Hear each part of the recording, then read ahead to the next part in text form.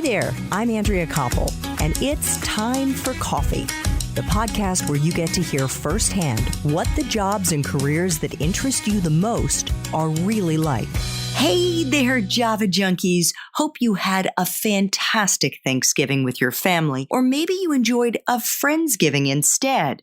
Whatever the case, I want to wish you and your loved ones a fantastic holiday weekend, and I hope you can use this time to rest and recharge before heading into the final weeks of 2018. And in the spirit of the holidays and giving thanks, I can't wait to introduce you to an incredibly special young woman who has dedicated her career thus far to trying to make the world a better place. She's so special, in fact, that I've actually been holding on to this interview for the last 6 months, waiting for just the right time to release it. She was among the first people I interviewed for Time for Coffee, which is why there isn't a live-to-tape introduction of her. Instead, I'm finally dropping the episode this week as I decided to feature people I'm thankful for, some really remarkable men and women who are out there every day doing incredible things with their talents. And if you're one of those who thinks you may be interested in getting into international development or the nonprofit space,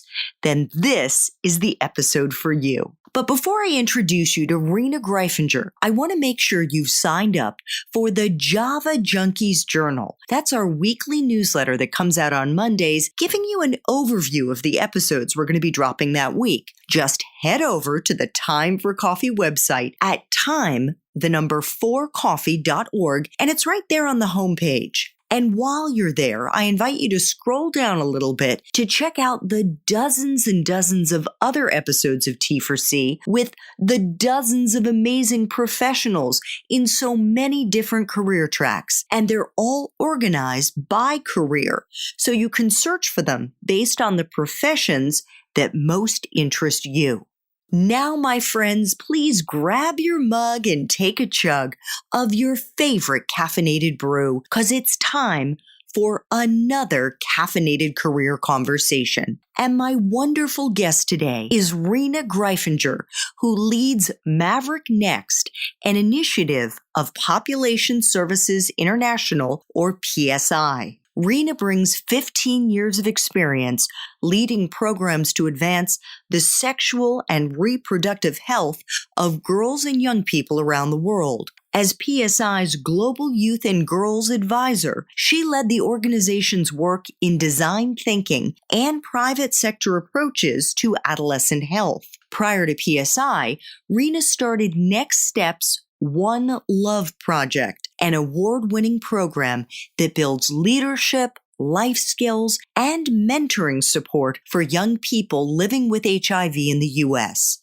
Back when I interviewed Rena in the spring of 2018, I wasn't formally introducing my guests at the start of our interview. So this interview picks up with Rena explaining what she does as the head of PSI's truly unique program, Maverick Next, which is part of PSI's Maverick Collective. Maverick Collective is a collective of female philanthropists that are helping lift women and girls out of poverty by investing with PSI, our organization, and bringing their full selves, their full net worth, as we say, to the programs that they fund. And we help to build them up as advocates and influencers.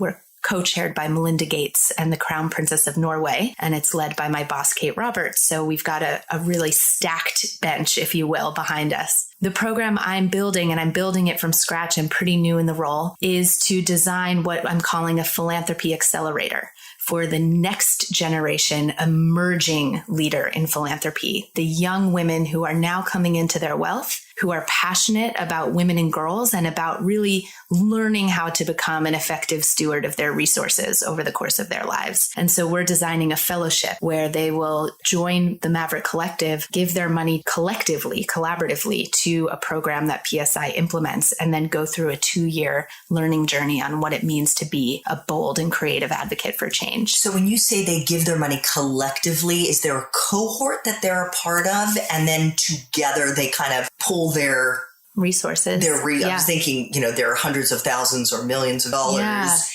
to then go together. Yeah. and invest in a particular project? Yes. So we bring on individuals, young women who make an investment of $280,000 over 2 years. We group them in an impact circle of 5. So together they fund $1 million program with PSI. And the program will be focused on adolescent sexual and reproductive health, which is my area of expertise. They will come to the field twice over the course of the 2 years. They'll work hand in hand with our teams. We're curating this fellowship with the London School of Economics, where they will actually get a certification at the end. And so we'll be working in London together. We'll have retreats in DC. They'll get to grow their network, learn all about international development, learn about human-centered design and program design and the way that our programs really run, and ultimately build partnerships with the people who are the boots on the ground in these programs and who are working in our headquarter office so that we can, as I said earlier, really break down the unequal power dynamic between donors and implementers, start off these partnerships between us and donors at an earlier age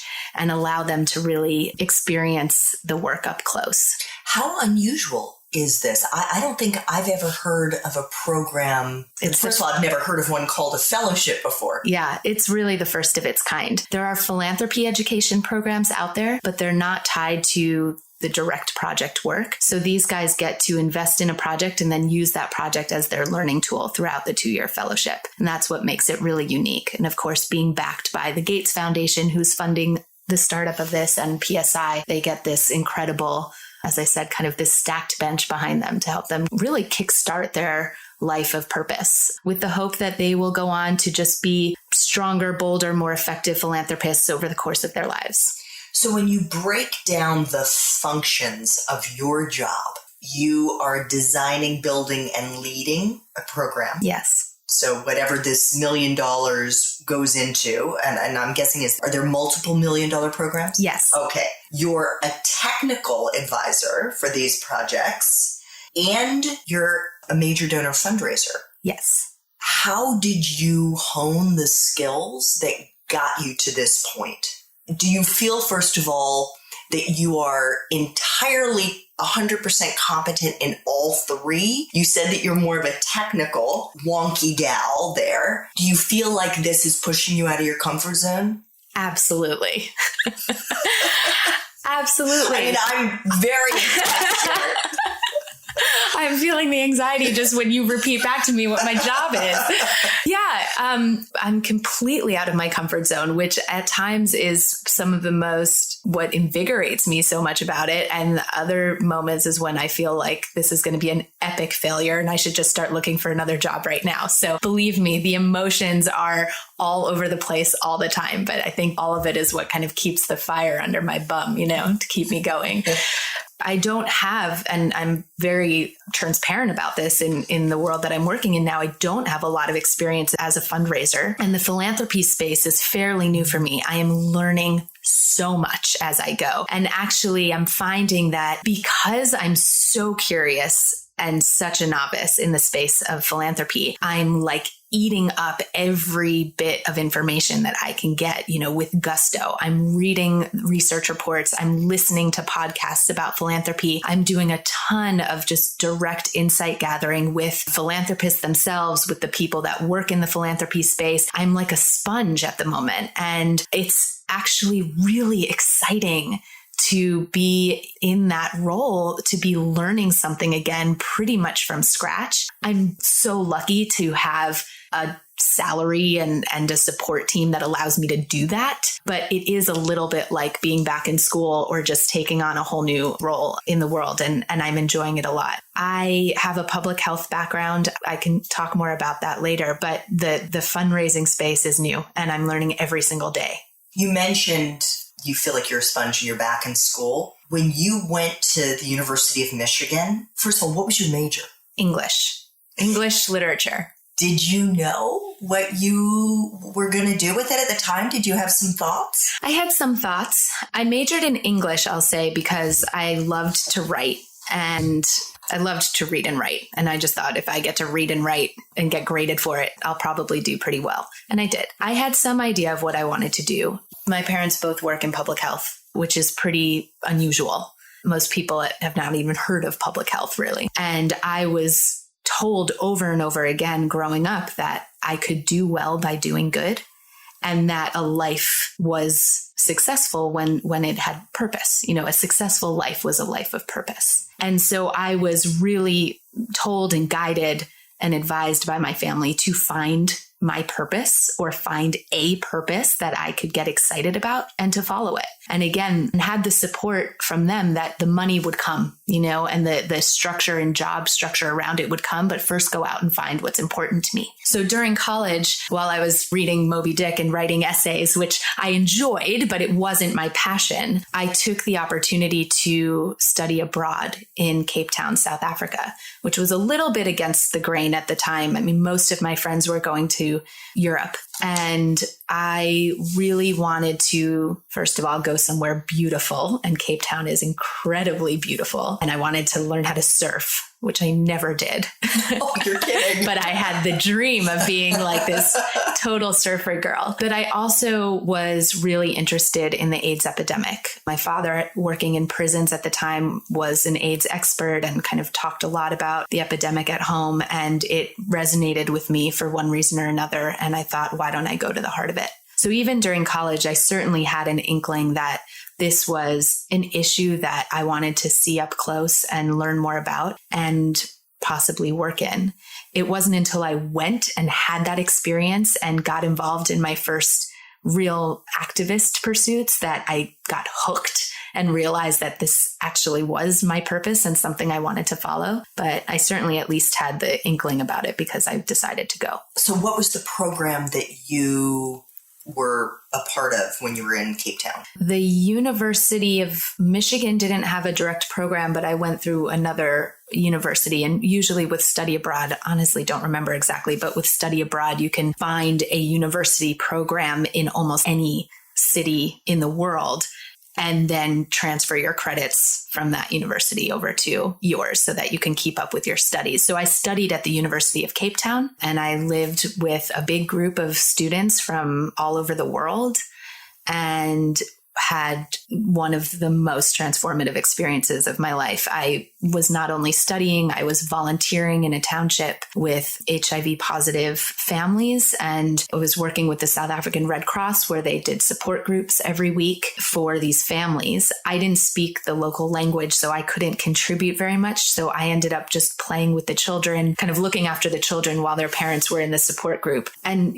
again, I wasn't really building a skill set. I was just literally driving my really beat up old car that I bought for $500 when I got there, which was a taxi. It was a taxi cab, by the way. So it had like taxi written on the side. Did you have people trying to stop always you? People were always trying to hail me in the street. It was like this 1988 Nissan Maxima. And I would drive it into Khayelitsha every week and sit out in on kind of a patch of dirt with a bunch of children and play with them and draw pictures and play ball. And, we didn't speak the same language, but with children, you don't need to. And I did it every single week. And I just witnessed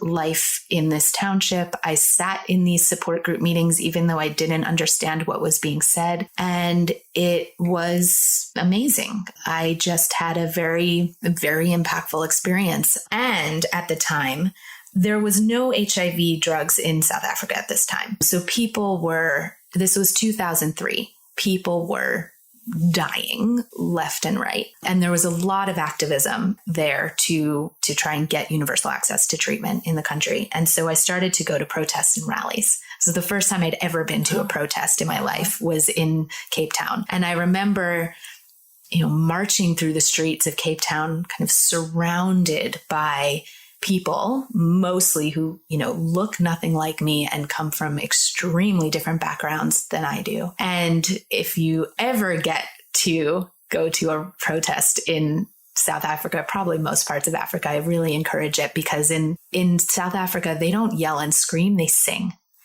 And so I remember I was 20 years old. I'm walking through the streets of Cape Town and everyone is singing in what sounded like perfect harmony. And they're singing these songs of freedom and justice from the apartheid time. And I remember it was the first moment that I really felt part of something that was much bigger than myself and my little life.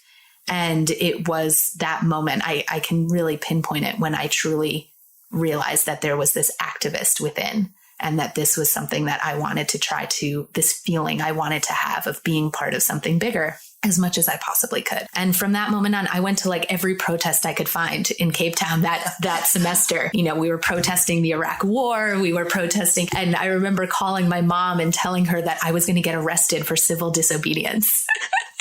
And she said, please come back home and get arrested here. I will let you get arrested in New York. I will bail you out, but please don't get arrested in South Africa. So I didn't, but I was really switched on. I hadn't done much in college at the time around volunteerism, or, you know, I was focused on studies and partying. But when I got back from South Africa, my final year at Michigan, I really threw myself into various volunteer efforts and just more kind of social justice efforts that my parents had done all this stuff, but I hadn't been personally switched on till then. So that's when I started working in a shelter for domestic violence survivors. I started to volunteer at camps every summer for children living with HIV. And that really was the beginning of all of this for me. So what did you do when you graduated? When I graduated, I spent a summer in Boulder with my then boyfriend.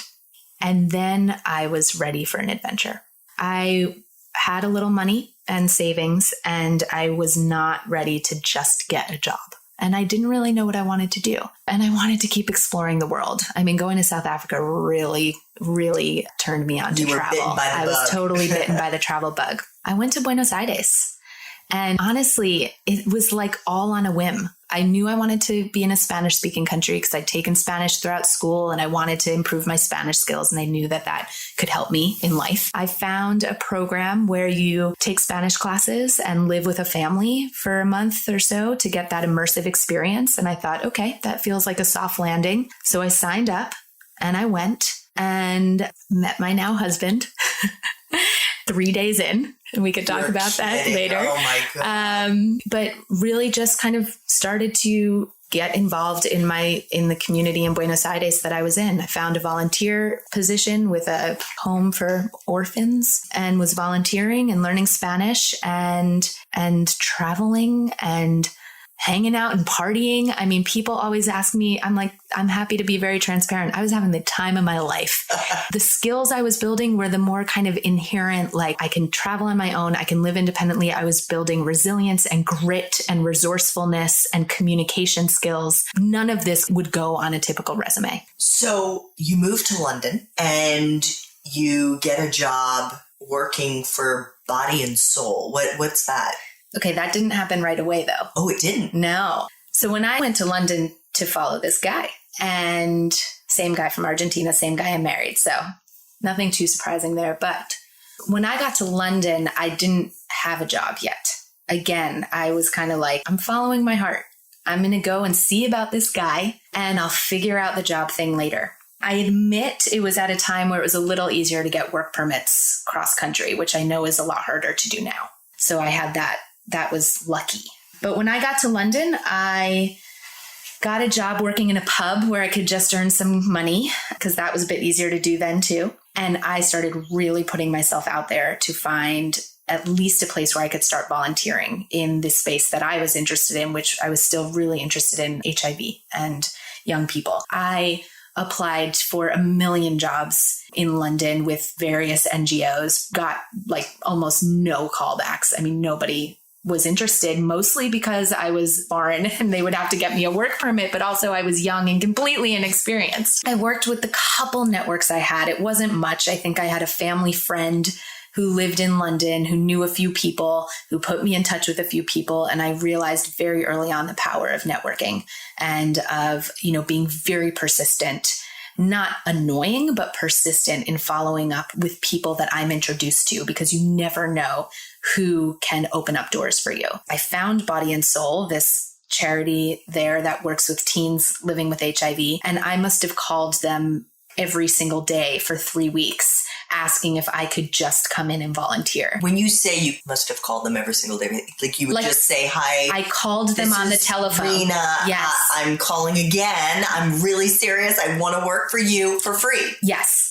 And half the time I was leaving messages because they were off doing their work and they were a tiny, scrappy tiny scrappy NGO at the time, but I called and called and called and emailed and finally got through and finally got to come in and meet them and talk to them and let them know that I was just deeply interested in learning and that all I wanted to do was learn from them, share the skills and energy that I had, whatever I could do, and that I was willing to do it for free. And they let me come. I started volunteering with Body and Soul. I showed up every day, even if they didn't have things for me to do. I showed up every single day and sat at a desk and created work where I could and put myself out there to do things that maybe other people didn't want to do or didn't have time to do. For example, it was a direct service organization. So they still do. They run support groups and various health programming for teens and adults and families living with HIV.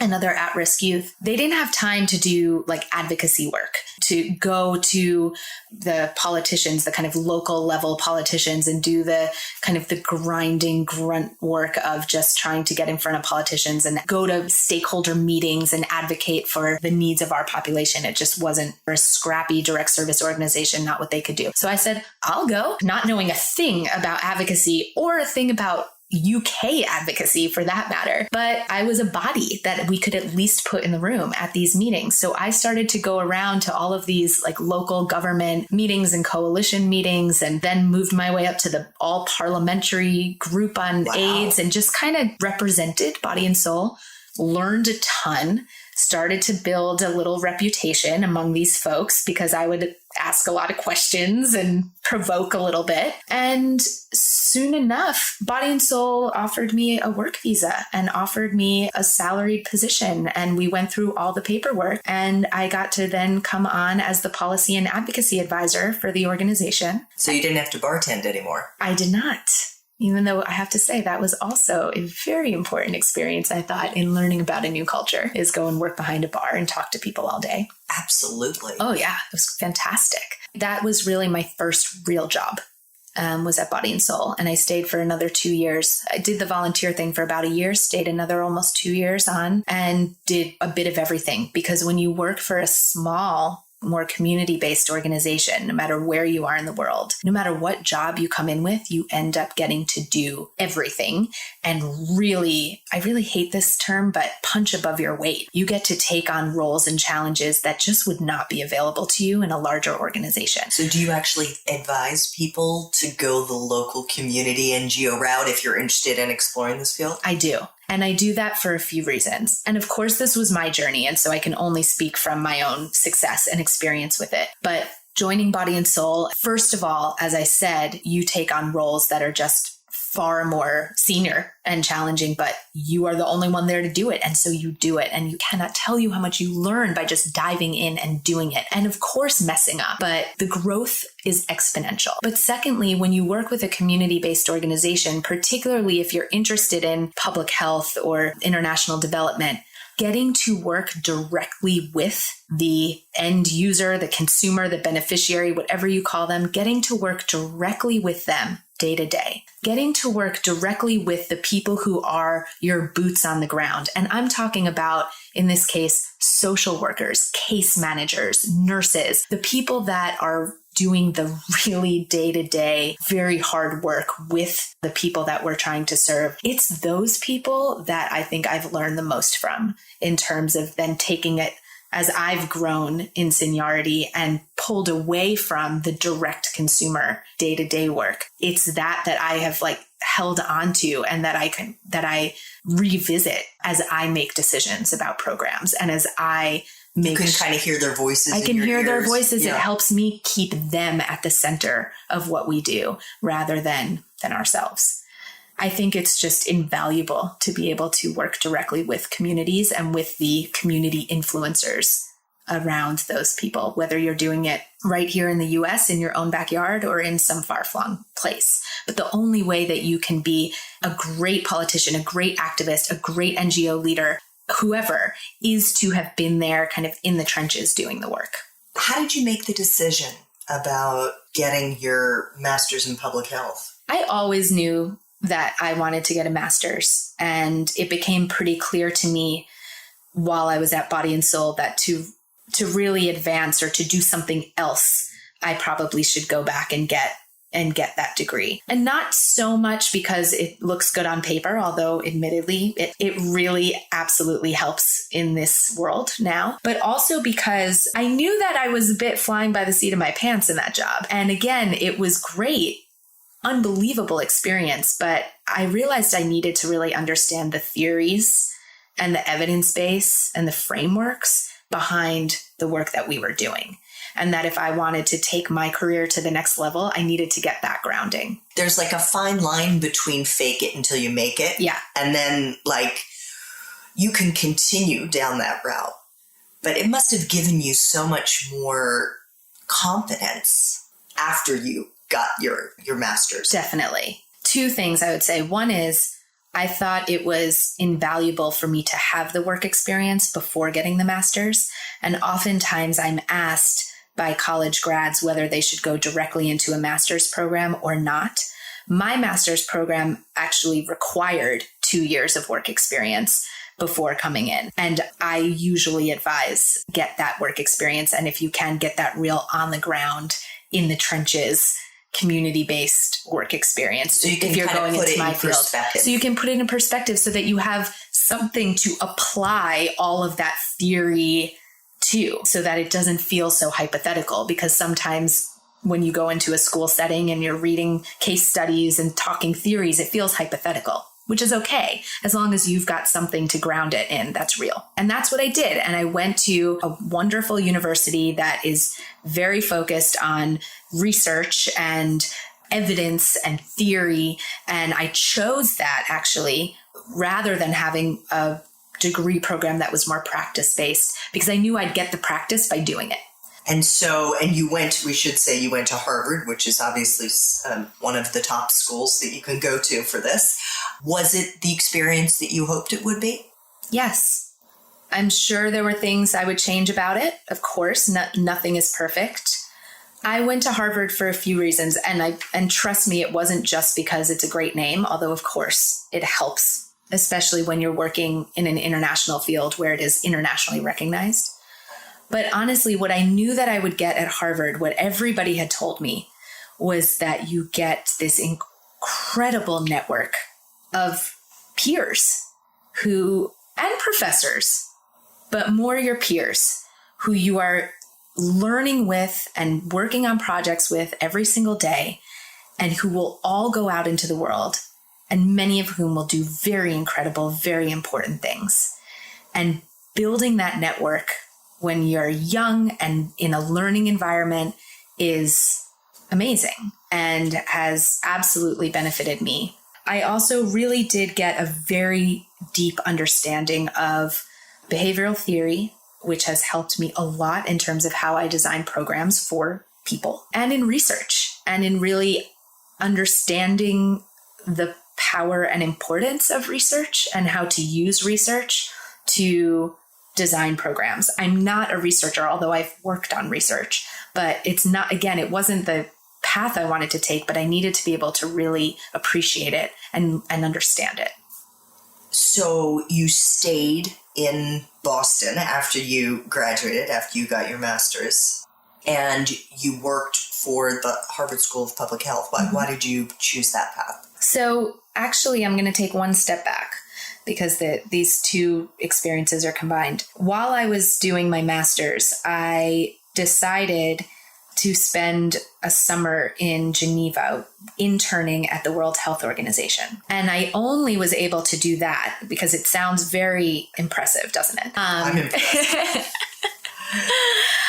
I kind of landed that because when I was in London, I had communicated very briefly with someone at the World Health Organization who worked on adolescents and HIV. So I remembered his name. That was really about it. When I was into my first year of my master's, I thought, this would be a cool thing to do. Let me get the WHO on my resume, right? So I reached out to him.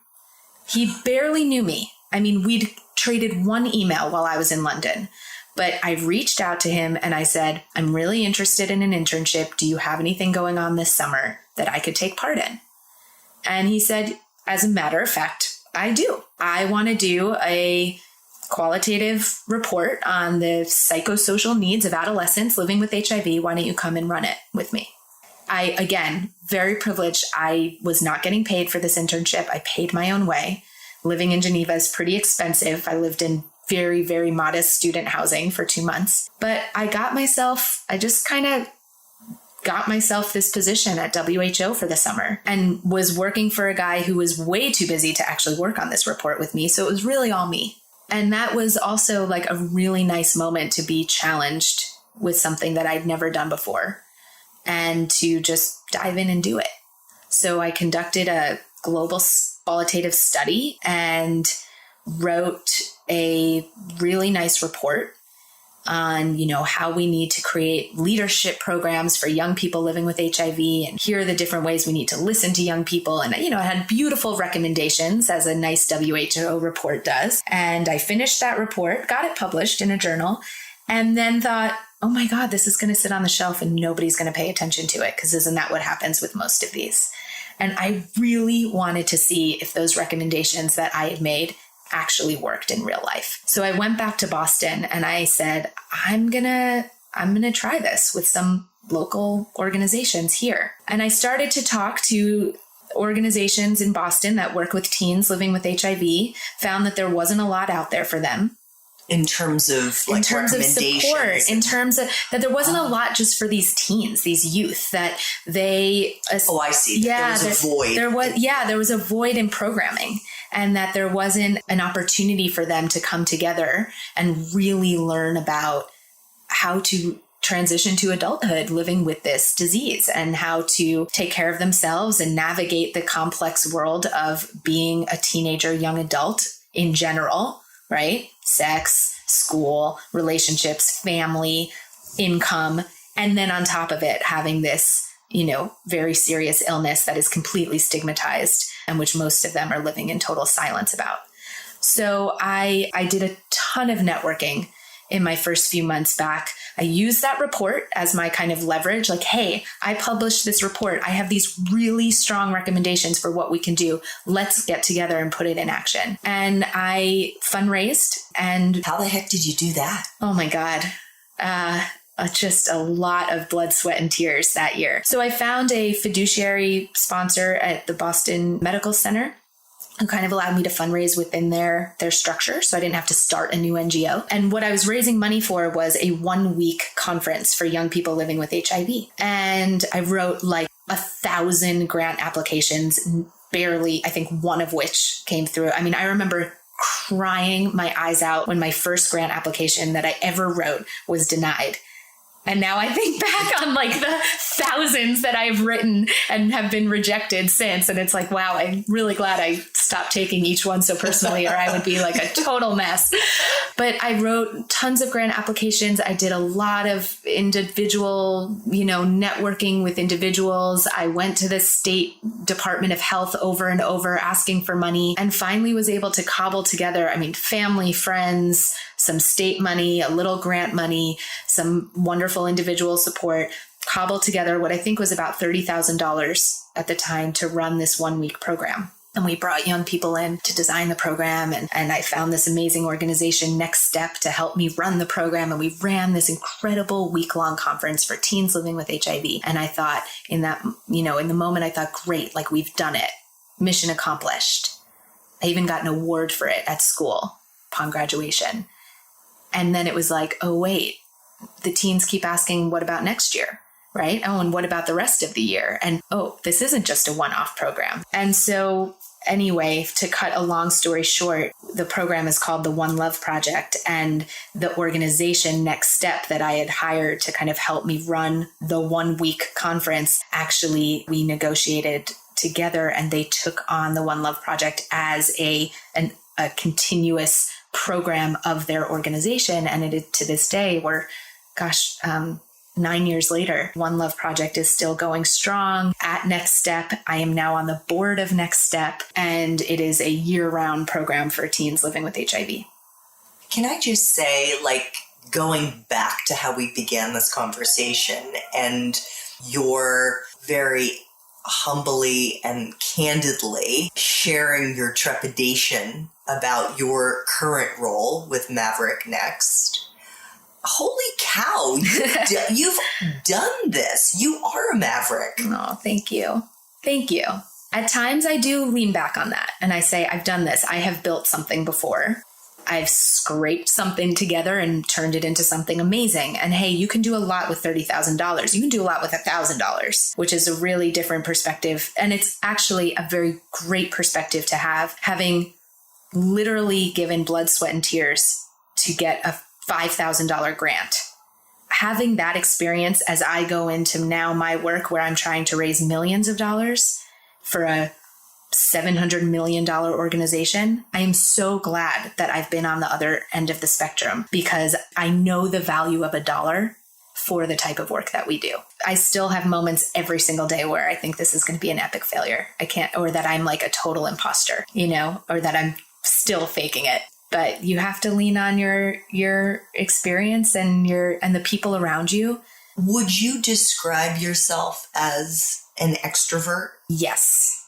Very much. So what happens for those who aren't and for whom cold calling or emailing a guy that you met once would seem just even more terrifying? It's a really good question. And this is something I think about a lot right now as I am building a team and moving soon into management. And just what I've learned so much over the years is that to really build a successful initiative, to really solve any problem, it takes a team. It takes people of all kinds that come together and bring their various perspectives and talents and powers to that problem or to that initiative. So just as much as my being an extrovert has helped me in the networking side of what I do, I need an introvert by my side who is going to do the stop, pause, and think before you talk. The, really working on the internal capabilities of what we're trying to build.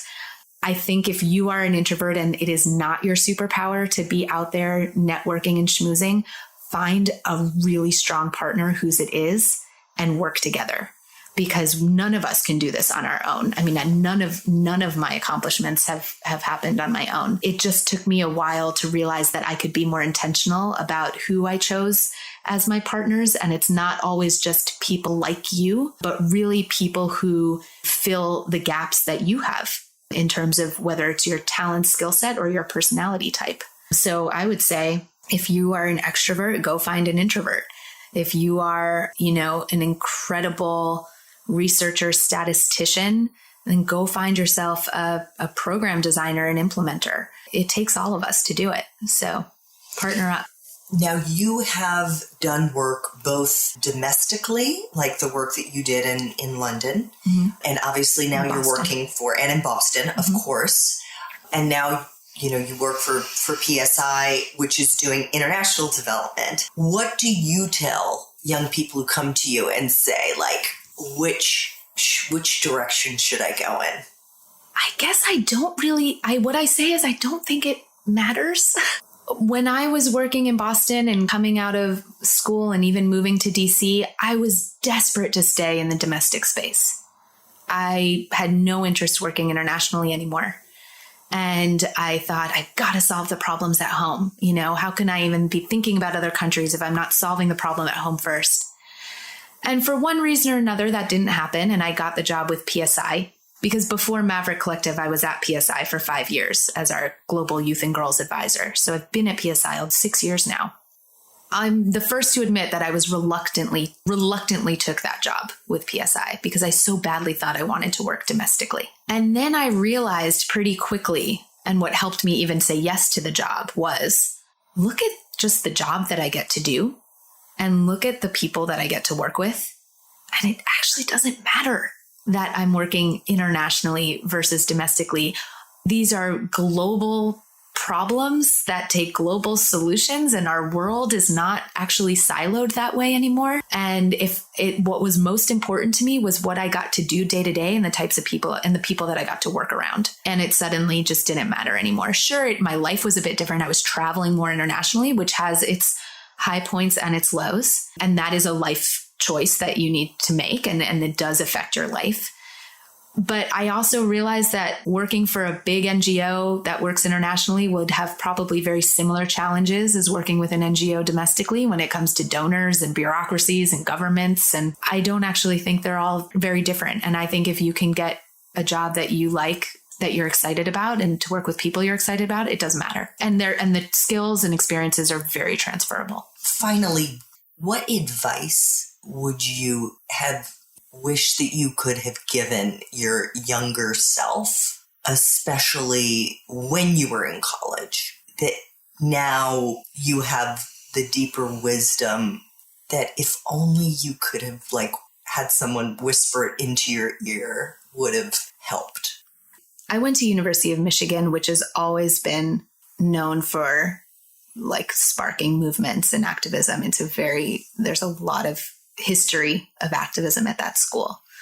And I think I came into that world not late, but late certainly in my college career. And I wish that I had taken part in on-campus movements and activism throughout my time there.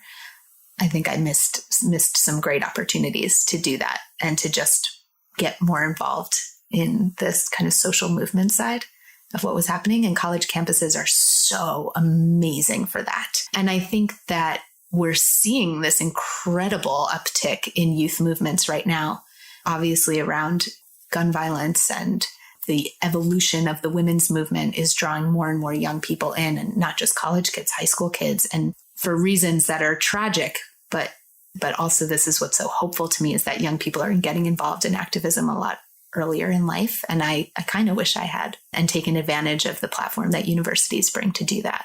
I think one other thing I would do is probably reach out and engage more deeply with a more diverse set of peers while I was at college.